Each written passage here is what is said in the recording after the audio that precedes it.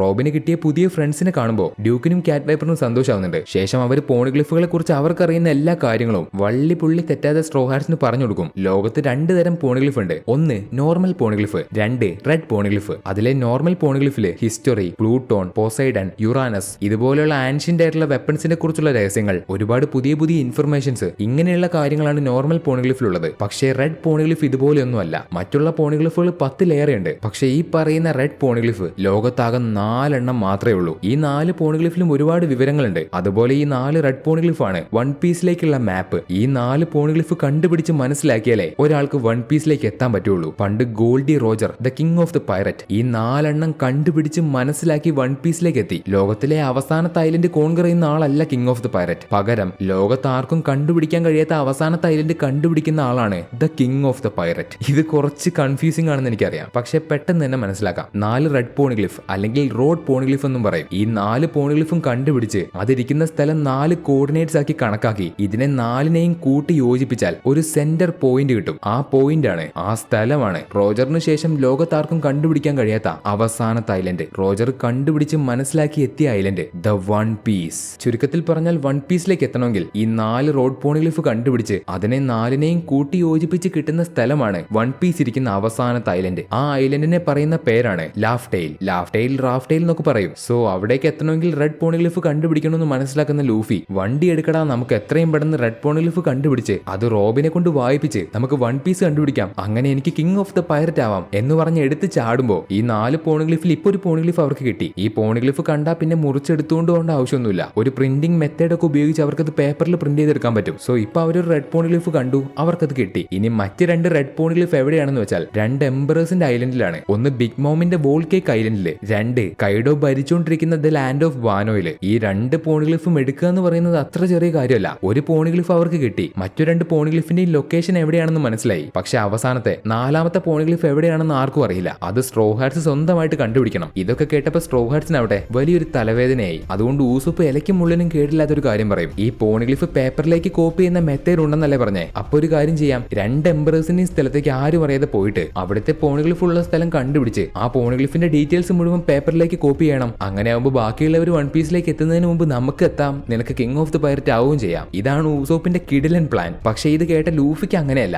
ലൂഫിയുടെ ഒരു മൈൻഡ് എന്താണെന്ന് വെച്ചാൽ പോണിഗ്ലിഫ് കണ്ടുപിടിക്കണമെങ്കിൽ കണ്ടുപിടിക്കാം, പക്ഷെ എംബ്രേസിന്റെ ചന്തി അടിച്ച് പൊട്ടിക്കാതെ എങ്ങനെ ശരിയാവുക? നേരിട്ട് ചെന്ന് എല്ലാത്തിന്റെയും ചന്തി അടിച്ച് പൊട്ടിക്കാം. അങ്ങനെ ആകുമ്പോൾ ഒളിച്ചും പാത്തും നമുക്ക് അവിടേക്ക് പോകണ്ട, നമുക്ക് ഇഷ്ടമുള്ളതുപോലെ പോണിഗ്ലിഫ് കോപ്പി ചെയ്യാം. ഇതാണ് ലൂഫിയുടെ ഒരു ലൈന്. നേരിട്ട് ചെല്ലുന്നു, ചന്തി അടിച്ച് പൊട്ടിക്കുന്നു, പോണിഗ്ലിഫ് കോപ്പി എടുക്കുന്നു. അത്രേ ഉള്ളൂ ബുദ്ധി, അത്രേ ഉള്ളൂ. റോജറിന് ശേഷം വൺ പീസ് ആരും കണ്ടുപിടിക്കാത്തതിന്റെ കാരണം റോജർ എല്ലാ പോണിഗ്ലിഫും കണ്ടുപിടിച്ചത് വായിച്ച് മനസ്സിലാക്കി വൺ പീസിലേക്ക് എത്തി. പക്ഷെ മറ്റുള്ളവരുടെ കാര്യം അങ്ങനെയല്ല. അവർക്ക് പോണിഗ്ലിഫ് കണ്ടുപിടിക്കണമെങ്കിൽ തന്നെ ഒരുപാട് കഷ്ടപ്പെടണം. ഇനി അഥവാ പോണിഗ്ലിഫ് കണ്ടുപിടിച്ചു എന്നിരിക്കട്ടെ, അത് വായിച്ച് മനസ്സിലാക്കാൻ, അത് വായിക്കാൻ അറിയുന്ന ഒരാൾ വേണം. പോണിഗ്ലിഫ് വായിക്കാൻ അറിയുന്ന ആൾക്കാർ കുറച്ചേ ഉള്ളൂ. എല്ലാവരെയും വേൾഡ് ഗവൺമെന്റ് കൊന്നു. സോ ഇതുകൊണ്ടൊക്കെ തന്നെയാണ് റോജറിന് ശേഷം വൺ പീസ് കണ്ടുപിടിക്കാൻ എല്ലാവരും കഷ്ടപ്പെട്ടത്. പോണിഗ്ലിഫുകളെ കുറിച്ച് ഡ്യൂക്കും കാറ്റ് വൈപ്പറും സ്ട്രോ ഹാറ്റ്സിന് പറഞ്ഞു കൊടുക്കുമ്പോൾ അത് ഈ ലോകത്ത് ഉണ്ടാക്കിയത് ആരാണെന്നും അവർ പറയുന്നുണ്ട്. 800 വർഷങ്ങൾക്ക് മുമ്പ് ലാൻഡ് ഓഫ് വാനോയിലെ കോസുക്കി ഫാമിലിയാണ് ലോകത്തിലുള്ള മുഴുവൻ പോണിഗ്ലിഫ് ഉണ്ടാക്കി അതിലെല്ലാ വിവരങ്ങളും കൊത്തിവെച്ചത്. അവരുണ്ടാക്കിയ പോണിഗ്ലിഫ് ഒരിക്കലും നശിപ്പിക്കാൻ കഴിയില്ല ആരെ കൊണ്ടും. അതുപോലുള്ള ഒരു ടെക്നിക് ഉപയോഗിച്ചിട്ടാണ് കോസുക്കി ഫാമിലിയിലെ ജനങ്ങൾ അന്ന് പോണിഗ്ലിഫ് ഉണ്ടാക്കിയത്. ശേഷം തലമുറയായിട്ട് അവരെ ഈ ടെക്നിക്ക് പോണിഗ്ലിഫ് ഉണ്ടാക്കാനും അത് കൊത്തിവെക്കാനും അത് വായിക്കാനും അവർ തലമുറയായിട്ട് കൈമാറി വന്നു. പക്ഷെ എവിടെ വെച്ചോ പോണിഗ്ലിഫ് ഉണ്ടാക്കുന്ന ടെക്നിക്ക് അവർക്ക് നഷ്ടപ്പെട്ടു. പിന്നീട് അവർക്ക് പോണിഗ്ലിഫ് വായിക്കാനും കൊത്തിവെക്കാനും മാത്രമേ അറിയൂ. പക്ഷേ കോസുക്കി ഓഡന്റെ മരണത്തോടെ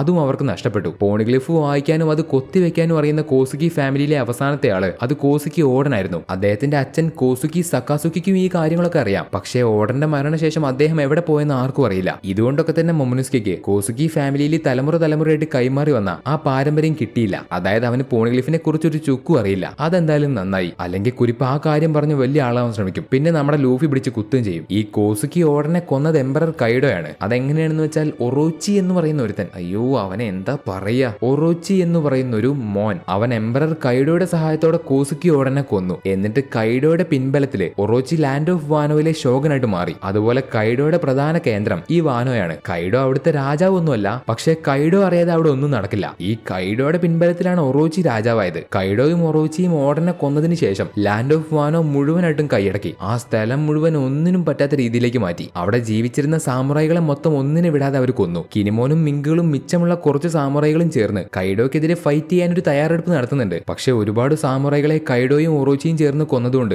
അവർക്ക് കൈഡോക്കെതിരെ ഫൈറ്റ് ചെയ്യാൻ ഒരുപാട് ആൾക്കാരൊന്നുമില്ല. പിന്നെ ഈ കൈഡോ കിനിമോനെയും മൊമനുസ്കിയും അവന്റെ കൂടെയുള്ള ആൾക്കാരെയും പിടിക്കാൻ ശ്രമിക്കുന്നത് എന്തിനാണെന്ന് വെച്ചാൽ കോസുക്കി ഓഡൻ കുറച്ചു കാലം റോജേഴ്സ് പൈററ്റ്സിലെ മെമ്പർ ആയിരുന്നു. അതായത് റോജർ ഫൈനൽ ഐലൻഡ് കണ്ടുപിടിച്ച് ലാഫ്റ്റൈലിലേക്ക് എത്തി വൺ പീസ് കാണുന്ന സമയത്ത് റോജറിന്റെ കൂടെ കോസുക്കി ഓഡൻ ഉണ്ടായിരുന്നു. അതായത് വൺ പീസ് എന്താണെന്ന് കോസുക്കി ഓഡൻ അറിയാം. പക്ഷേ കോസുക്കി ഓഡൻ മരിച്ചു. എന്നാലും താൻ കണ്ട വൺ പീസ് എന്താണെന്ന് അദ്ദേഹം തന്റെ ആൾക്കാർക്ക് പറഞ്ഞു കൊടുക്കാതിരിക്കില്ലല്ലോ. സോ കിനിമോൻ, റൈസോ, കാഞ്ചുറോ അതുപോലെ കോസുക്കി ഓഡന്റെ വിശ്വസ്തതയിലുള്ള കുറച്ച് ആൾക്കാർക്ക് വൺ പീസ് എന്താണെന്ന് അറിയാം. അവരും വൺ പീസ് കണ്ടിട്ടുണ്ട് എന്നാണ് കൈഡോ വിചാരിച്ചു വെച്ചിരിക്കുന്നത്. പക്ഷെ അവരൊന്നും അത് കണ്ടിട്ട് പോലുമില്ല. ഓഡൻ റോജറിന്റെ ഷിപ്പിൽ പോയ സമയത്ത് ഈ കിനിമോനൊക്കെ അവന്റെ രാജ്യമായിട്ടുള്ള വാനോയിലായിരുന്നു. അവിടുത്തെ ജനങ്ങളെ ഓഡന് പകരം സംരക്ഷിച്ചുകൊണ്ടിരിക്കുകയായിരുന്നു. പക്ഷെ ഈ കാര്യം കൈഡോ വിശ്വസിക്കുന്നില്ല. അവരെ പിടികൂടി അവരുടെ വായ കൊണ്ട് തന്നെ അവർ വൺ പീസ് എന്താണെന്ന് പറയണം. ഇതിനു വേണ്ടിയാണ് കൈഡോ കിനിമോനെയും ബാക്കിയുള്ള സാമുറൈകളെയും പിടിക്കാൻ നടക്കുന്നത്. പക്ഷെ അവർക്കാവട്ടെ വൺ പീസിനെ കുറിച്ച് ഒന്നും അറിയില്ല. സ്ട്രോ ഹാറ്റ്സിന് ഈ കാര്യങ്ങൾ മുഴുവൻ പറഞ്ഞു കൊടുക്കുന്ന ഡ്യൂക്കിനും കാറ്റ് വൈപ്പറിനും പോണിഗ്ലിഫുകളെ കുറിച്ചും വൺ പീസിനെ കുറിച്ചുള്ള ഒരുപാട് കാര്യങ്ങൾ അറിയാം. അതെന്തുകൊണ്ടാണെന്ന് വെച്ചാൽ അവർ ഓഡന്റെ കൂടെ ഒരുപാട് കാലം സഞ്ചരിച്ചിരുന്നു. ഓഡൻ റോജറിന്റെ കൂടെ സഞ്ചരിച്ച് വൺ പീസിലേക്ക് എത്തുന്നതിന് മുമ്പ് അദ്ദേഹം വൈറ്റ് ബീഡിന്റെ ക്രൂവിലായിരുന്നു. ട്വിസ്റ്റുകൾക്ക് പുറമെ ട്വിസ്റ്റുകൾ ഇങ്ങനെ മാലപ്പടക്കം പോലെ പൊട്ടിക്കൊണ്ടിരിക്കുമ്പോൾ സ്ട്രോ ഹാറ്റ്സ് എല്ലാം കേട്ട് കിളി പറന്ന് നിൽക്കുകയാണ്. ഓഡനും ഡ്യൂക്കും കാറ്റ് വൈപ്പറും എല്ലാവരും വൈറ്റ് ബീഡിന്റെ ക്രൂവിൽ സഞ്ചരിച്ചിട്ടുണ്ട്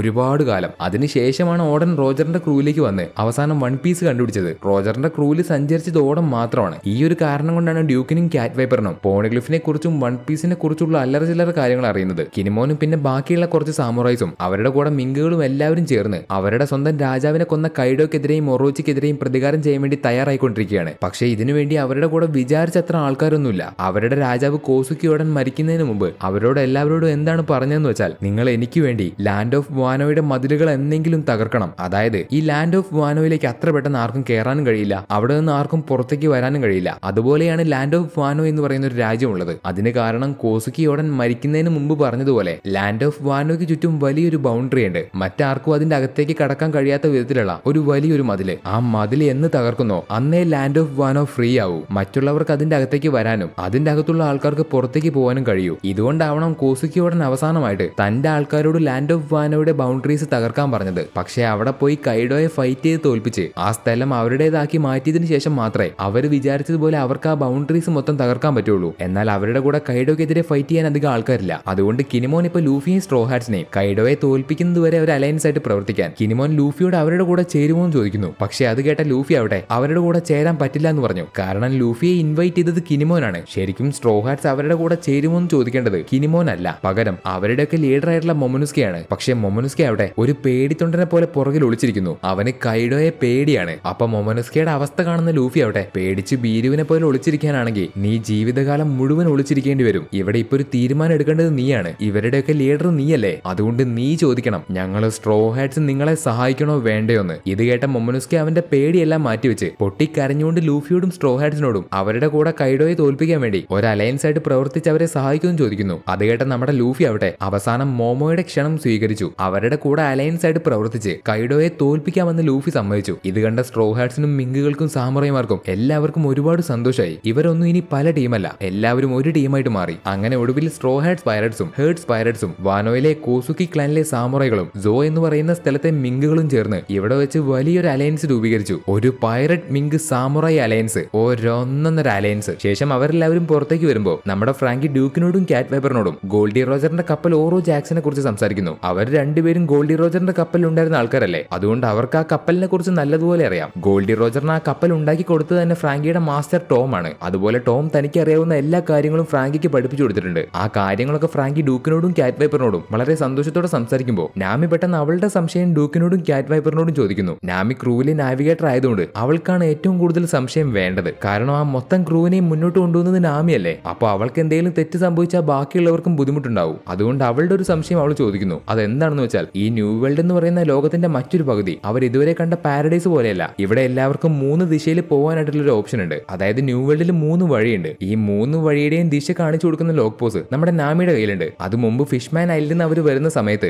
അവിടുത്തെ ആൾക്കാർ നാമിക്ക് വേണ്ടി കൊടുത്തതാണ്. ആ ഒരു കാര്യം നമുക്കറിയാം. എന്നിരുന്നാലും നാമിയുടെ സംശയം അവളുടെ കയ്യിലുള്ള ലോക്ക് പോസ് വെച്ച് അവൾ വീണ്ടും മുന്നോട്ട് പോയാല് ഗോൾഡി റോജർ എത്തിപ്പെട്ട അവസാനത്തെ ഐലൻഡിലേക്ക്, അതായത് വൺ പീസ് ഉള്ള ലാഫ്റ്റൈലിലേക്ക് എത്തുമെന്നാണ് അവളുടെ സംശയം. അവൾക്ക് ഈ പറയുന്ന ഒരേ ഒരു കാര്യം അറിഞ്ഞാൽ മതി, അവര് പോകുന്ന വഴി തെറ്റാണോ അതോ ശരിയാണോ എന്ന്. നിങ്ങൾക്ക് ഓർമ്മയുണ്ടോ, പണ്ട് ഇവർ ആദ്യമായിട്ട് ഗ്രാൻഡ് ലൈനിലേക്ക് വന്ന സമയത്ത് ഗ്രാൻഡ് ലൈനിനെ കുറിച്ചും ലോക്ക് പോസിനെ കുറിച്ചുള്ള മുഴുവൻ മുഴുവൻ കാര്യങ്ങൾ അന്ന് അവിടെ ഉണ്ടായിരുന്ന ക്രോക്കസ് അവർക്ക് പറഞ്ഞു കൊടുത്തു. ആ കാര്യം നാമിക്ക് നല്ലതുപോലെ ഓർമ്മയുണ്ട്. അന്ന് അദ്ദേഹം അവൾക്ക് പറഞ്ഞു കൊടുത്ത കാര്യം ലോക്ക് പോസ് അവർക്ക് അടുത്തതായിട്ട് പോകാനുള്ള ഐലൻഡിലേക്കുള്ള വഴി കാണിച്ചു കൊടുക്കും. അവസാനം ലോക്ക് പോസ് കാണിക്കുന്ന വഴി ചുരുങ്ങി ഒരൊറ്റ ഐലൻഡിലേക്ക് വന്നെത്തും. അതാണ് ഗ്രാൻഡ് ലൈനിലെ അവസാനത്തെ ഐലൻഡ്. പക്ഷേ അതാണ് ലാഫ്റ്റെയിൽ എന്നല്ല അദ്ദേഹം പറഞ്ഞത്. അദ്ദേഹം പറഞ്ഞത് ഗ്രാൻഡ് ലൈനിലെ അവസാനത്തെ ഐലൻഡ് എന്നാണ്, അല്ലാതെ ലാഫ്റ്റെയിൽ എന്നല്ല. ഇപ്പൊ ഡ്യൂക്കും കാറ്റ് വൈപ്പറും പറഞ്ഞ ഫൈനൽ ഐലൻഡ്, അതായത് ലാഫ്റ്റെയിലിനെ പറ്റി കേട്ടപ്പോ നാമിക്ക് ക്രോക്കസ് പറഞ്ഞു കൊടുത്ത അവസാനത്തെ ഐലൻഡിനെ പറ്റിയാണ് ഓർമ്മ വന്നത്. അവൾക്ക് ഇപ്പൊ ഇതിൽ ഏതാണ് സത്യമെന്ന് മനസ്സിലാവുന്നില്ല. അതായത് അവളുടെ തലയിൽ ഓടിക്കൊണ്ടിരിക്കുന്ന ചോദ്യം, ക്രോക്കസ് അവർക്ക് പറഞ്ഞു കൊടുത്ത ഗ്രാൻഡ് ലൈനിലെ അവസാനത്തെ ഐലൻഡ് ആണോ ഈ ലാഫ്റ്റെയിൽ എന്ന്. നമ്മുടെ സ്ട്രോ ഹാറ്റ്സിലെ നാമി നാവിഗേറ്റർ വളരെ ജീനിയസ് ആണ്. പുള്ളിക്കാരത്തേക്ക് എല്ലാ കാര്യവും വളരെ കൃത്യമായിട്ട് ഓർമ്മയുണ്ട്. അതുകൊണ്ടാണ് നാമി ഇപ്പൊ ഈ ഒരു ചോദ്യം ഇവിടെ ചോദിച്ചത്.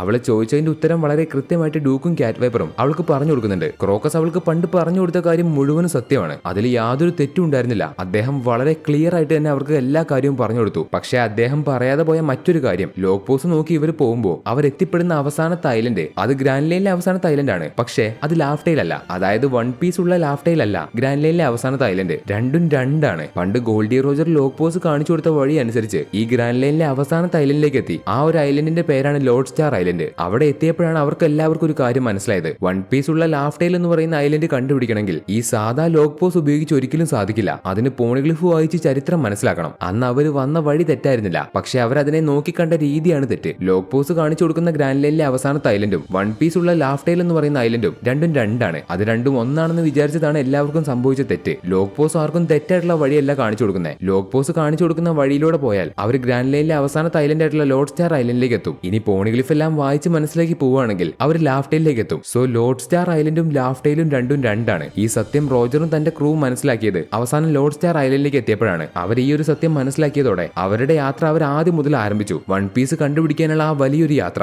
സാധാരണ എല്ലാവരും ലോഡ് സ്റ്റാർ ഐലൻഡിലേക്ക് എത്തിയിട്ട് ഈ സത്യങ്ങളെല്ലാം മനസ്സിലാക്കുള്ളൂ. പക്ഷേ നമ്മുടെ നാമിയുടെ സംശയങ്ങൾ കൊണ്ട് അവർ ഇതിനെക്കുറിച്ചുള്ള സത്യം ഇപ്പോഴേ അറിഞ്ഞു. നമ്മുടെ സ്ട്രോ ഹാറ്റ്സിന് ഇപ്പോൾ കാര്യങ്ങൾ ഒന്നുകൂടെ എളുപ്പമായി. ഈ ഒരു ടോപ്പിക്കിനെ കുറിച്ച് സെപ്പറേറ്റ് ആയിട്ടുള്ള ഒരു വീഡിയോ ഞാൻ ചെയ്യാം. അതിന്റെ ലിങ്ക് നിങ്ങൾക്ക് മുകളിൽ ഐക്കാർഡിൽ കിട്ടും. സോ നാമിയുടെ ആ വലിയ സംശയത്തിനുള്ള ഉത്തരം അവൾക്ക് ലഭിച്ചു. തുടർന്ന് അലയൻസ് ആയിട്ട് മാറിയ എല്ലാവരും കൈഡോയുമായിട്ടുള്ള ഫൈറ്റിന് മുമ്പ് അവർ എന്തൊക്കെയാണ് ചെയ്യേണ്ടതെന്ന് പ്ലാൻ ചെയ്യുന്നു. ഇവരെല്ലാവരും 4 ടീമായിട്ട് സ്പ്ലിറ്റ് ആവും. നമ്മുടെ ലൂഫിയും ടീമും സാഞ്ചിയെ രക്ഷിക്കാൻ വേണ്ടി വോൾക്കേക്ക് ഐലൻഡിലേക്ക് പോകും. കൈഡോക്കെതിരെ ഫൈറ്റ് ചെയ്യാൻ ഇവരുടെ കൂടെ അധികം ആൾക്കാരൊന്നും ആയിട്ടില്ല. അതുകൊണ്ട് കുറച്ചുപേര് അവർക്കറിയുന്ന വൈറ്റ് ബിയറിന്റെ ക്രൂവിലെ ഫസ്റ്റ് ഡിവിഷൻ കമാൻഡർ മാർക്കോയെ കൈഡോക്കെതിരെയുള്ള ഫൈറ്റിൽ അവരുടെ കൂടെ നിന്ന് സഹായിക്കാൻ മാർക്കോയെ ഇൻവൈറ്റ് ചെയ്യാൻ വേണ്ടി പോകും. അവൻ അവരുടെ കൂടെ ചേരുമെന്നുള്ള കാര്യം സംശയമാണ്. കാരണം പണ്ട് വൈറ്റ് ബിയർഡ് മരിച്ചതിന് ശേഷം അവരുടെ അച്ഛനെ കൊന്നതിന്റെ പ്രതികാരം തീർക്കാൻ വേണ്ടി വൈറ്റ് ബിയറിന്റെ ക്രൂവിലെ കമാൻഡേഴ്സ് എല്ലാവരും ചേർന്ന് ബ്ലാക്ക് ബിയറിനെതിരെ ഫൈറ്റ് ചെയ്തു. പക്ഷെ ആ ഫൈറ്റിൽ വൈറ്റ് ബിയറിന്റെ കമാൻഡേഴ്സ് എല്ലാവരും തോറ്റുപോയി. അങ്ങനെ അന്നത്തെ ആ ഫൈറ്റിന് ശേഷം പലരും പല വഴിക്ക് പോയി. അത് കഴിഞ്ഞ് പിന്നെ മാർക്കോയെ ആരും കണ്ടിട്ടില്ല. ഇനി ഇവർ മാർക്കോയെ കണ്ടുപിടിച്ച് വരാൻ പോകുന്ന ഫൈറ്റിൽ അവരെ സഹായിക്കുമെന്ന് ചോദിക്കുകയാണെങ്കിൽ പോലും പണ്ടത്തെ സംഭവങ്ങളൊക്കെ ഓർത്ത് മാർക്കോ അവരുടെ കൂടെ ചേരാനുള്ള ചാൻസ് കുറവാണ്. പക്ഷെ എന്നിരുന്നാലും ഒരു ടീം മാർക്കോയെ കണ്ടുപിടിക്കാൻ വേണ്ടി പോകും. അത് അവരുടെ ആവശ്യമാണ്. അടുത്തത് വാനോയിലേക്ക് പോകാനുള്ള മറ്റൊരു ടീമാണ്. കാരണം വാനോയിൽ അവരെ സഹായിക്കാനുള്ള കുറച്ച് ആൾക്കാരുണ്ട്. ഒരുപാട് ആൾക്കാരൊന്നുമില്ല,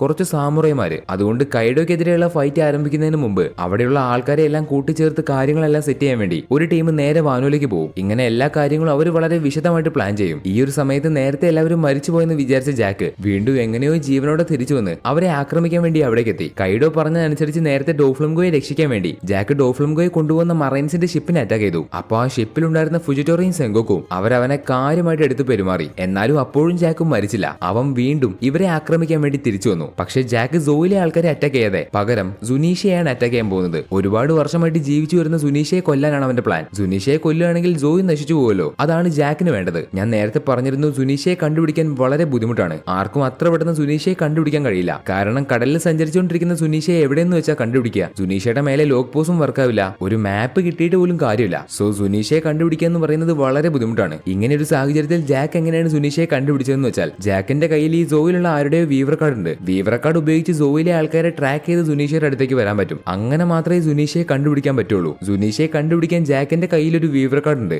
ഈ വീവർ കാർഡ് ഉണ്ടാക്കുന്നത് ആരുടെയാണോ നമുക്ക് വീവർ കാർഡ് ഉണ്ടാക്കേണ്ടത് അവരുടെ നഖം ഉപയോഗിച്ചിട്ടാണ് ഒരു വീവർ കാർഡ് ഉണ്ടാക്കുക. അതായത് വീവർ കാർഡ് ഉണ്ടാക്കണമെങ്കിൽ ബ്ലഡോ മുടിയോ അങ്ങനെ ഒന്നും ആവശ്യമില്ല. ആരുടേതാണോ ഉണ്ടാക്കേണ്ടത് അവരുടെ നഖം മാത്രം മതി. നേരത്തെ ജാക്ക് ഡ്യൂക്കിന്റെയും കാറ്റ് വൈപ്പറിന്റെയും കൈയും കാലും വെട്ടിയെടുത്തില്ലേ, അവരുടെ കയ്യിലെയും കാലിലെയും നഖം ഉപയോഗിച്ചിട്ടാണ് ജാക്ക് വീവർ കാർഡ് ഉണ്ടാക്കിയത്. ഇതുകൊണ്ട് തന്നെ അവന് സുനീഷയെ കണ്ടുപിടിക്കാൻ വളരെ എളുപ്പമായി. ഇങ്ങനെ അവിടേക്ക് എത്തിയ ജാക്ക് അവന്റെ ആൾക്കാരെ ഉപയോഗിച്ച് സുനീഷയെ കൊല്ലാൻ വേണ്ടി അറ്റാക്ക് ചെയ്യുന്നു. അതോടെ സുനീഷ ആകെ മൊത്തം കിടന്ന് കുലുങ്ങാൻ ആരംഭിച്ചു. അപ്പൊ സോയിലെ ജനങ്ങൾക്കും എന്താണ് സംഭവിക്കുന്നതെന്ന് മനസ്സിലാവുന്നില്ല. സുനീഷ തന്റെ ശരീരം എന്നത്തേതും പോലെ അല്ലാതെ അനക്കുന്നതുകൊണ്ട് അവിടെയുള്ള ജനങ്ങൾക്കും അവിടെ നിൽക്കാൻ കഴിയുന്നില്ല. ആ ഒരു സമയത്ത് നമ്മുടെ ലൂഫിയും മൊമനസ്കയും മറ്റെന്തോ ഒരു ശബ്ദം കേൾക്കുന്നുണ്ട്. ആരോ അവരോട് സംസാരിക്കുന്നത് പോലെ. ആ ശബ്ദം കേൾക്കുന്ന കേൾക്കുന്ന അവർക്ക് അവരുടെ ചെവി പൊട്ടുന്നത് പോലെ അനുഭവപ്പെട്ടു. അവർക്ക് രണ്ടുപേർക്കും കേൾക്കുന്ന ശബ്ദം മറ്റാർക്കും കേൾക്കുന്നില്ല. ആ ശബ്ദം കേൾക്കുന്ന ലൂഫിക്കും മൊമനുസ്കിക്കും അതിന്റെ തീവ്രത സഹിക്കാൻ കഴിഞ്ഞില്ല. എന്താ അവിടെ സംഭവിക്കുന്നേ? സുനീഷ എന്തുകൊണ്ടാണ് ഇങ്ങനെ പെരുമാറുന്നത്? ആ വിചിത്രമായിട്ടുള്ള ശബ്ദം എവിടുന്നാ വരുന്നേ? അത് ലൂഫിക്കും മൊമനുസ്കിക്കും മാത്രം എങ്ങനെ കേൾക്കുന്നേ? ഇതൊന്നും ആ സമയത്ത് അവർക്ക് എന്താണെന്ന് മനസ്സിലായില്ല. പക്ഷെ ഇതൊക്കെ കണ്ടൊരു കാര്യം മനസ്സിലാവുന്ന പെഡ്രോ അവൻ അറിയാവുന്ന കാര്യം പറഞ്ഞു. പണ്ട് ഇതേപോലൊരു ശബ്ദം മറ്റു രണ്ടാൾക്കാരും കേട്ടിരുന്നു. അത് ആരായിരുന്നു എന്ന് വെച്ചാൽ ഗോൾഡി റോജറും ഓർഡനും. അവർക്ക് രണ്ടുപേർക്കും ഇതേപോലൊരു സംഭവം പണ്ട് നടന്നിരുന്നു. ഇപ്പൊ ലൂഫിക്കും മൊമനുസ്കിക്കും കേൾക്കുന്ന ശബ്ദം മറ്റെവിടുന്നും വരുന്നതല്ല. അത് സുനീഷ തന്നെ അവരോട് സംസാരിക്കാൻ ശ്രമിക്കുന്നതാണ്. സുനീഷ അവരോട് പറയുന്നത്, എനിക്കിപ്പോ കാര്യങ്ങൾ ചെയ്യാനുള്ള ഓർഡർ താ. ഒരുപാട് വർഷങ്ങൾക്ക് മുമ്പ് ഞാനൊരു തെറ്റ് ചെയ്തു. ആ ചെയ്ത തെറ്റിന്റെ ശിക്ഷയായിട്ടാണ് ഞാൻ ഇപ്പോഴും നടന്നുകൊണ്ടിരിക്കുന്നത്. എനിക്കിപ്പോ കാര്യങ്ങൾ ചെയ്യാൻ വീണ്ടും അനുവാദം വേണം. അതായത് ചുരുക്കി പറഞ്ഞാൽ സുനീഷ പണ്ട് എന്തോ ഒരു തെറ്റ് ചെയ്തു. ആ ചെയ്ത തെറ്റിന്റെ ശിക്ഷ എന്നോണമായിരിക്കണം സുനീഷ ഇപ്പോഴും നടന്നുകൊണ്ടിരിക്കുന്നത്. മറ്റൊരാളുടെ ഓർഡർ അനുസരിച്ചാണ് സുനീഷ നടക്കുന്നത്. അതായത് സുനീഷയ്ക്ക് ഇനി എന്ത് ചെയ്യണമെങ്കിലും ഒരാളുടെ അനുവാദം വേണം. അതായത് ആരോ ഒരാൾ സുനീഷയ്ക്ക് ഓർഡർ കൊടുത്താൽ മാത്രമേ അതനുസരിച്ച് സുനീഷ എന്തെങ്കിലുമൊക്കെ ചെയ്യുള്ളൂ. മൊമനുസ്കിക്കും സുനീഷയ്ക്കും തമ്മിൽ എന്തോ ഒരു വലിയ കണക്ഷൻ ഉണ്ട്. പുറത്തു നിന്ന് സുനീഷയെ ആക്രമിക്കുന്നത് ജാക്ക് ആണെന്നുള്ള കാര്യം സുനീഷയുടെ കണ്ണിലൂടെ തന്നെ മൊമനുസ്കെ കണ്ടു. സുനീഷയ്ക്കും മൊമനുസ്കിക്കും തമ്മിലുള്ള കണക്ഷൻ കാരണം അവർക്ക് തമ്മിൽ സംസാരിക്കാനും മൊമനുസ്കെ പറയുന്ന കാര്യം സുനീഷയ്ക്ക് കേൾക്കാനും കഴിയുന്നുണ്ട്. ഇതിൽ നമ്മുടെ ലൂഫിക്ക് സുനീഷ പറയുന്ന കാര്യം കേൾക്കാൻ മാത്രമേ കഴിയുന്നുള്ളൂ. ജാക്കിനെ സുനീഷയ്ക്ക് വേണമെങ്കിൽ പുഷ്പം പോലെ അടിച്ചു പരത്താൻ പറ്റും. പക്ഷേ തനിക്ക് എന്ത് ചെയ്യണമെങ്കിലും ഒരാളുടെ ഉത്തരവ് വേണം. ഈ ഒരു കാര്യം മനസ്സിലാക്കുന്ന മൊമനുസ്കെ പെട്ടെന്ന് സുനീഷയോട് അല്ലറി വിളിച്ചു പറയും, നീ ഒരിക്കലും വിട്ടുകൊടുക്കരുത്. അവർക്കെതിരെ നിന്ന് ഫൈറ്റ് ചെയ്യേ. ഞാൻ നിനക്ക് ഉത്തരവ് തരുന്നു. ജാക്കിനെ ഇവിടെ നിന്ന് അടിച്ച് തെറിപ്പിക്ക്. ഈ ഒരു കാര്യം മൊമനുസ്കെ പറഞ്ഞ അടുത്ത നിമിഷം സുനീഷ അതിന്റെ തുമ്പിക്കൈ കൊണ്ട് ഒരൊറ്റ അടിക്ക് ജാക്കും അവന്റെ ആൾക്കാരുള്ള ഷിപ്പ് അടിച്ച് തകർത്തു. ജാക്ക് ഒരു ഡബിൾ ഫ്രൂട്ട് യൂസറാണ്. അതുകൊണ്ട് തന്നെ അവൻ വെള്ളത്തിലേക്ക് മുങ്ങിപ്പോയി. പക്ഷെ എന്നിരുന്നാൽ പോലും ജാക്ക് അപ്പോഴും മരിച്ചില്ല. കാരണം അവനൊരു ഫിഷ്മാൻ ആണ്. പണ്ട് ഫിഷ്മാൻ ആയിരുന്ന ജാക്ക് ഒരു ancient type so and double fruit തിന്നു. ആ ഫ്രൂട്ട് ആണ് സോ നോമി മോഡൽ മാമോത്ത്. ആ ഫ്രൂട്ടിന്റെ പേരിൽ തന്നെ ഉണ്ട് അതിന്റെ പവർ എന്താണെന്ന്. അത് യൂസ് ചെയ്യുന്ന ആൾക്ക് ആനയുടെ രൂപത്തിലേക്ക് ഒരു മാമോത്തിനെ പോലെ മാറാൻ പറ്റും. ജാക്കിന്റെ കാര്യത്തിലേക്ക് വന്ന മറ്റുള്ള ഡബിൾ ഫ്രൂട്ട് യൂസേഴ്സിനെ പോലെ അവനും വെള്ളത്തിലേക്ക് വീണ നീന്താൻ കഴിയില്ല. എന്നാൽ അവന് മറ്റുള്ളവരിൽ നിന്ന് വ്യത്യാസം എന്താണെന്ന് വെച്ചാൽ അവന് വെള്ളത്തിൽ ശ്വാസം എടുക്കാൻ കഴിയും. ഈ ഒരു കാരണം കൊണ്ട് തന്നെ ബാക്കിയുള്ള ഡബിൾ ഫ്രൂട്ട് യൂസേഴ്സിനെ പോലെ വെള്ളത്തിലേക്ക് വീഴുകയാണെങ്കിൽ അവൻ മരിക്കില്ല. പക്ഷേ സുനീഷയുടെ അറ്റാക്ക് കൊണ്ട് ജാക്ക് വെള്ളത്തിലേക്ക് വീണപ്പോ അവൻ സുനീഷയെ ട്രാക്ക് ചെയ്യാൻ ഉപയോഗിച്ചിരുന്ന അവന്റെ കയ്യിലുണ്ടായിരുന്ന വിവരക്കാർഡ് നഷ്ടപ്പെട്ടു. അതുകൊണ്ട് ഇനി ജാക്കിന് സുനീഷയെ പെട്ടെന്ന് കണ്ടുപിടിക്കാൻ കഴിയില്ല. ഇതിനുശേഷം സ്ട്രോ ഹാറ്റ്സും മിങ്കുകളും എല്ലാവരും ചേർന്ന് പരിക്ക് പറ്റിയ സുനീഷയെ സഹായിച്ചു. ജാക്കിന്റെ അറ്റാക്ക് കൊണ്ട് സുനീഷയുടെ കാലിൽ ഒരു വലിയ മുറിവുണ്ടായി. ആ മുറിവ് കാരണം സുനീഷയ്ക്ക് മര്യാദയ്ക്ക് നടക്കാൻ കഴിഞ്ഞില്ല. അതുകൊണ്ട് സുനീഷയുടെ കാലിലെ മുറിവ് സ്ട്രോ ഹാറ്റ്സും മിങ്കുകളും ചേർന്ന് മരുന്ന് വെച്ച് കെട്ടിക്കൊടുത്തു. മരുന്ന് വെക്കാനും കെട്ടിക്കൊടുക്കാനും മുമ്പിൽ കാര്യമായിട്ടുണ്ടായിരുന്നത് നമ്മുടെ ഡോക്ടർ ചോപ്പറാണ്. ഇനി സ്ട്രോ ഹാറ്റ്സ് എല്ലാവരും പിരിഞ്ഞ് പല വഴിയിലേക്കാണ് പോകുന്നത്. അതുകൊണ്ട് തന്നെ അവർക്ക് ഒരുപാട് കാര്യങ്ങൾ ആവശ്യമുണ്ട്. നാമിക്ക് കുറച്ചുകൂടി അഡ്വാൻസ്ഡ് ആയിട്ടുള്ള ഒരു വെപ്പൺ ഊസോപ്പ് ഉണ്ടാക്കി കൊടുത്തു.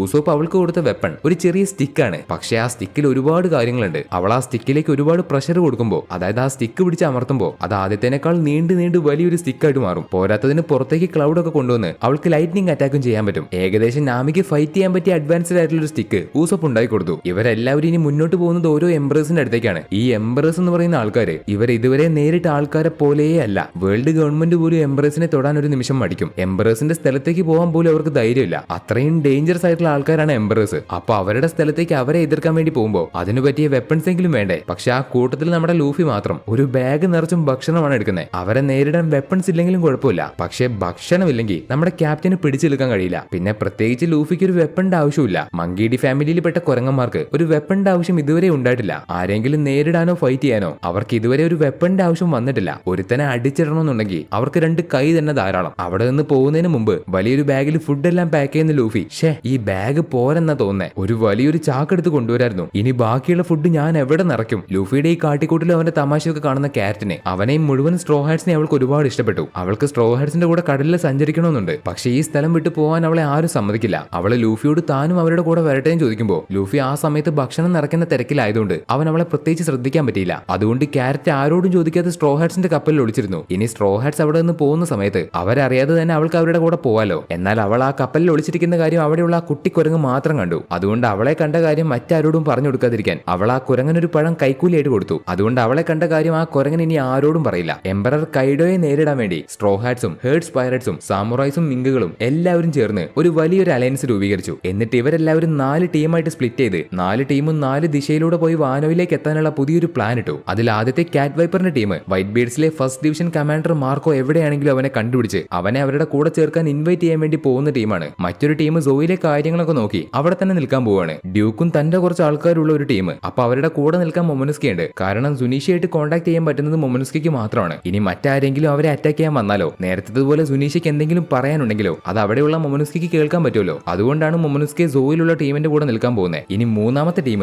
സാഞ്ചിയെ രക്ഷിക്കാൻ പോകുന്ന ലൂഫി, നാമി, ചോപ്പർ, ഇവരെ വോൾക്കേക്ക് ഐലൻഡിലേക്ക് സേഫ് ആയിട്ട് കൊണ്ടുപോകുന്ന പെക്കോംസും. ഇത്രയും പേരാണ് മൂന്നാമത്തെ ടീം. അപ്പൊ സോയിലെ എല്ലാ മിങ്കുകളും സ്ട്രോ ഹാർട്സിനെ സഹായിക്കാൻ വേണ്ടി അവരുടെ കൂടെ പോട്ടെ എന്ന് അനുവാദം ചോദിക്കുമ്പോൾ ആ കൂട്ടത്തിലെ പെഡ്രോയ്ക്ക് മാത്രമാണ് അവരുടെ കൂടെ പോകാനുള്ള അനുവാദം കിട്ടിയത്. പിന്നെ അതുപോലെ ഷിപ്പിൽ ആരും കാണാതെ ഒളിച്ചിരിക്കുന്ന ക്യാരറ്റും. ഇവർ രണ്ടുപേരും മൂന്നാമത്തെ ടീമിന്റെ കൂടെ വോൾക്കേക്ക് ഐലൻഡിലേക്ക് പോകുന്നുണ്ട്. അടുത്തത് വാനോയിലേക്ക് നേരിട്ട് പോകുന്ന നാലാമത്തെ team Zoro, Usopp, Robin, Franky, Law, Kinemon, Kanjuro, Raizo ഇവരെല്ലാവരും ലോയുടെ സബ്മറൈനിൽ കയറി നേരിട്ട് വാനോയിലേക്ക് പോകുന്ന ടീമാണ്. സോ ഈ 4 ടീമും അവർക്ക് ചെയ്യാനുള്ള കാര്യങ്ങളൊക്കെ ചെയ്ത് അവസാനം ഒരുമിച്ച് വാനോയിലേക്ക് വന്ന് കണ്ടുമുട്ടും. തുടർന്ന് അവർ എംപറർ കൈഡോയും അവന്റെ പിൻബലത്തോടെ വാനോ ഭരിച്ചുകൊണ്ടിരിക്കുന്ന ഷോഗൻ ഒരു പരനാരി ഒറോച്ചിയുടെ കൂടെ ഫൈറ്റ് ചെയ്ത് അവരെ തോൽപ്പിക്കും. അങ്ങനെ കോസുകി ക്ലാന്റെ എല്ലാ പ്രശ്നങ്ങളും അവർ മാറ്റിയെടുക്കും. എന്നിട്ട് നമ്മുടെ സ്ട്രോ ഹാറ്റ്സിന് ആവശ്യമായിട്ടുള്ള പോണിഗ്ലിഫ് അവരെടുക്കും. ഇത്രയും കാര്യങ്ങളാണ് അവരുടെ പ്ലാൻ അനുസരിച്ച് അവർ ചെയ്യേണ്ടത്. ഈ പ്ലാൻ ഇങ്ങനെ പറഞ്ഞു പോകാൻ വളരെ സിമ്പിൾ ആണെങ്കിലും അവർ ഏറ്റുമുട്ടാൻ പോകുന്ന കൈഡോ അത്ര ചില്ലറക്കാരനല്ല. വൺ ഓഫ് ദ എംപറേഴ്സിൽ ഒരു എംപറർ. പോരാത്തതിന് പുള്ളിക്കാരന്റെ സ്വന്തം അധീനതയിലുള്ള ഐലൻഡിൽ പോയിട്ട് അയാളെ അവിടെ വെച്ച് കൊല്ലണം. ഇതൊട്ടും ചെറിയ കാര്യമല്ല. പലരുടെയും ജീവൻ വരെ പോയേക്കാം. ചിലപ്പോൾ നമ്മുടെ ലൂഫി വരെ മരിച്ചു പോകാനുള്ള സാധ്യതയുണ്ട്. അല്ല,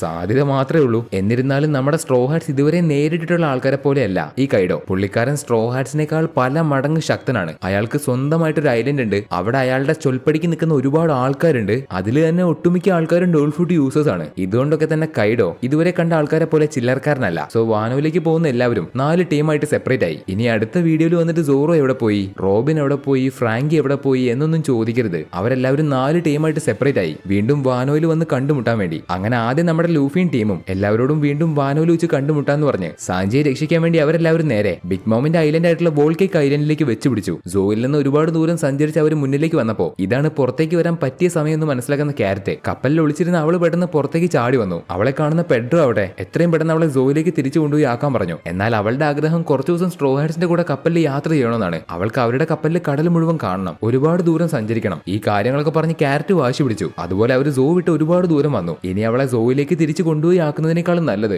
അവരുടെ കൂടെ തന്നെ അവളെ കൊണ്ടുപോകുന്നതാണ്. അങ്ങനെ സാഞ്ചിയെ രക്ഷിക്കാൻ വേണ്ടി പോകുന്ന ടീമിന്റെ കൂടെ ക്യാരറ്റും ചേർന്നു. അവള് സ്ട്രോ ഹാറ്റ്സിന്റെ കൂടെയാണ് പോയതെന്ന് അറിയുന്ന വാണ്ടയ്ക്കും പ്രത്യേകിച്ച് കുഴപ്പമൊന്നുമില്ല. കാരണം അവരെ സഹായിക്കാൻ എത്രത്തോളം ആൾക്കാരുണ്ടോ അത്രത്തോളം നല്ലതാണ്. അവർ പോകുന്ന സ്ഥലം ഒട്ടും ചെറുതല്ലല്ലോ. അതുകൊണ്ട് ഇങ്ങനെ സ്ട്രോ ഹാറ്റ്സ് എല്ലാവരും എംബറസിനെതിരെ തിരിഞ്ഞുകൊണ്ടിരിക്കുന്ന ഈ ഒരു സമയത്ത് ഹോളി ലാൻഡ് എന്നറിയപ്പെടുന്ന മറൈജോയിൽ വെച്ച് വേൾഡ് ഗവൺമെന്റ് ഈ വർഷം നടത്താൻ പോകുന്ന റൈവറിയിലേക്ക് ലോകമൊട്ടാകെയുള്ള രാജാക്കന്മാരെ അവരുടെ ആവശ്യങ്ങൾ വേൾഡ് ഗവൺമെന്റിനെ അറിയിക്കാൻ എല്ലാവരും മറൈജോയിൽ ഒത്തുകൂടാൻ വേണ്ടി പോവുകയാണ്. പണ്ട് നമ്മൾ അലാബസ്തിയിൽ വെച്ച് കണ്ട പ്രിൻസസ് വിവി അവളുടെ അച്ഛൻ കോബ്രയും ഈ ഒരു റൈവറിയിൽ പങ്കെടുക്കാൻ വേണ്ടി വരുന്നുണ്ട്. പക്ഷേ വിവിയുടെ അച്ഛൻ കോബ്രയ്ക്ക് ഒട്ടും വയ്യ. അദ്ദേഹത്തിന്റെ ആരോഗ്യം കുറച്ച് മോശമാണ്. എന്നിരുന്നാലും എന്തോ ഒരു പ്രധാനപ്പെട്ട കാര്യം വേൾഡ് ഗവൺമെന്റുമായിട്ട് സംസാരിക്കാൻ വേണ്ടി അദ്ദേഹത്തിന് വയ്യെങ്കിൽ പോലും റൈവറിയിൽ പങ്കെടുക്കാൻ വേണ്ടി പോകുന്നുണ്ട്. എന്നിരുന്നാലും അദ്ദേഹം അവരെ നേരിട്ട് കണ്ട് സംസാരിക്കാൻ പോകുന്ന പ്രധാനപ്പെട്ട കാര്യം മാത്രം എന്താണെന്ന് ഇപ്പൊ നമുക്കറിയില്ല. ഈ നടക്കാൻ പോകുന്ന റൈവറിയിലേക്ക് ചോപ്പറിന്റെ ഡ്രം ഐലൻഡിലെ രാജാവായിട്ടുള്ള ഡാൾട്ടൺ, അവന്റെ പ്രിയപ്പെട്ട ഡോക്ടർ കുറേഹ ഇവരെല്ലാവരും വരുന്നുണ്ട്. അടുത്തത് ഫിഷ്മാൻ ഐലൻഡിലെ രാജാവ് കിങ് നെപ്റ്റ്യൂൺ, അദ്ദേഹത്തിന്റെ മക്കൾ റിയൂബോഷി, മാൻബോഷി, ഫുക്കബോഷി, പിന്നെ പ്രിൻസസ് ഷിരാഹോഷി ഇവരെല്ലാവരുമാണ് ഫിഷ്മാൻ ഐലൻഡിൽ നിന്ന് പോകുന്നത്.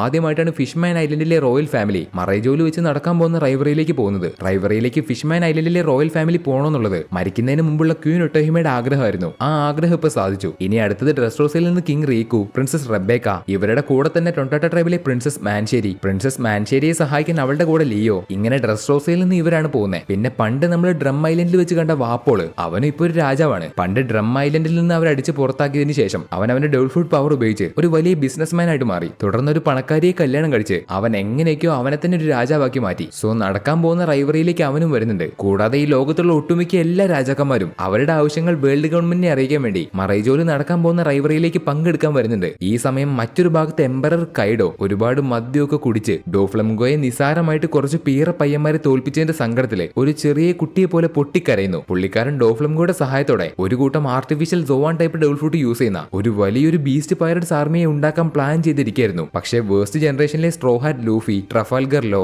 ഇവരെല്ലാവരും ചേർന്ന് കൈഡോയുടെ ആഗ്രഹം തകർത്തു. തന്റെ ആഗ്രഹത്തിന് കൂട്ടുനിന്ന് ഡോഫ്ലംഗോയെ തോൽപ്പിച്ചെന്ന് മാത്രമല്ല അവനെ ഇപ്പൊ മറൈൻസ് പിടിച്ചുകൊണ്ടുപോയി. അതുപോലെ കൈഡോ പറഞ്ഞ അനുസരിച്ച് ഡോഫ്ലംഗോയെ രക്ഷിക്കാൻ പോയ ജാക്ക് ആവട്ടെ വെള്ളത്തിന്റെ അടിയിലായി പോയി. ഇതിനെല്ലാത്തിനും കാരണം ലൂഫിയും ലോയും ആണെന്ന് മനസ്സിലാക്കുന്ന കൈഡോ, അവന്മാർ എന്റെ സ്ഥലത്തേക്ക് എന്നെ ഉണ്ടാക്കാൻ വരുമല്ലോ, രണ്ടിനും എന്റെ തനി സ്വഭാവം എന്താണെന്ന് ഞാൻ കാണിച്ചു കൊടുക്കാം. എന്റെ കൂടെ നിന്ന് സഹായിച്ച പാവൻ ഡോഫ്ലംഗോ മോനെ ആ പന്ന കീടങ്ങൾ എന്തൊക്കെയോ ചെയ്ത് തോൽപ്പിച്ചു. പക്ഷെ അവന്മാർ എന്റെ അടുത്തേക്ക് വരുമല്ലോ, എല്ലാത്തിനും പകരം ഞാൻ കാണിച്ചു കൊടുക്കാം എന്ന് പറഞ്ഞ് ലൂഫിയും ലോയും കാത്തിരിക്കുന്ന കൈഡോയുടെ തൊട്ടപ്പുറത്ത് ഒരു ജയിലുണ്ട്. ആ ജയിലിന്റെ അകത്ത് കൈഡോ പിടിച്ചു വെച്ച ഒരാളുണ്ട്. അത് മറ്റാരുമല്ല, നേരത്തെ ബെസിൽ ഹോക്കിൻസിന്റെയും സ്ക്രാച്ച്മാൻ ആപ്പുവിന്റെയും കൂടെ അലയൻസ് ആയിട്ട് ചേർന്ന കിഡാണ്. കൈഡോ അവരുടെ അടുത്തേക്ക് വന്ന സമയത്ത് മറ്റു രണ്ടുപേരും കിഡിനെ ചതിച്ച് കൈഡോ കൈഡോയുടെ കൂടെ ചേർന്നു. അങ്ങനെ കൈഡോ കിഡിനെ എടുത്തലക്കി ജയിലിന്റെ അകത്ത് പിടിച്ചിട്ടു. ഇത്രയുമാണ് കിഡിന് സംഭവിച്ചത്. ഇപ്പൊ വോൾക്കേക്ക് ഐലൻഡിലേക്ക് പോയിക്കൊണ്ടിരിക്കുന്ന ലൂഫിയും ടീമും ഒരു പുതിയ ന്യൂസ് കേട്ടു. നേവിയിലെ ആൾക്കാർ റവല്യൂഷണറി ആർമിയുടെ സ്ഥലം കണ്ടുപിടിച്ച് അവരെ മുഴുവനായിട്ട് ആക്രമിച്ചു. അതായത് ലൂഫിയുടെ അച്ഛൻ ഡ്രാഗന്റെ ഒളിത്താവളം, മുഴുവൻ റവല്യൂഷണറി ആർമിയും ഒളിച്ചു താമസിച്ചിരുന്ന ഐലൻഡ്. ബ്ലാക്ക് ബേർഡ്സിലെ ആൾക്കാർ പറഞ്ഞു കൊടുത്ത ടിപ്പ് പ്രകാരം നേവിയിലെ ആൾക്കാർ ആ സ്ഥലം കണ്ടുപിടിച്ചു. ആ സ്ഥലത്തിന്റെ പേരാണ് ബാൾട്ടിഗോ. സോ നേവി ആ സ്ഥലം കണ്ടുപിടിച്ചതുകൊണ്ട് റവല്യൂഷണറി ആർമിയിലെ ആൾക്കാർ എത്രയും പെട്ടെന്ന് അവിടെ നിന്ന് മാറി. ഈ ഒരു ന്യൂസാണ് ലോകം മുഴുവനും ചർച്ച ചെയ്തുകൊണ്ടിരിക്കുന്നത്. അപ്പോൾ ആ ന്യൂസ് കേൾക്കുന്ന ലൂഫിക്ക് അവിടെ അവന്റെ അച്ഛൻ ഡ്രാഗന്റെ കാര്യത്തിൽ പ്രത്യേകിച്ച് സങ്കടമൊന്നുമില്ല. പക്ഷേ ന്യൂസിൽ സാബോയുടെ പേര് കേൾക്കുമ്പോൾ അവന് വേവലാതിയാവുന്നുണ്ട്. തുടർന്ന് അവർ വോൾക്കേക്കിലേക്ക് പതിയെ പോയിക്കൊണ്ടിരിക്കുമ്പോൾ ലൂഫി കൊണ്ടുവന്ന ഫുഡ് എല്ലാം അവൻ തന്നെ കഴിച്ചു തീർത്തു. അതുകൊണ്ട് ലൂഫിക്ക് വിശന്നപ്പോ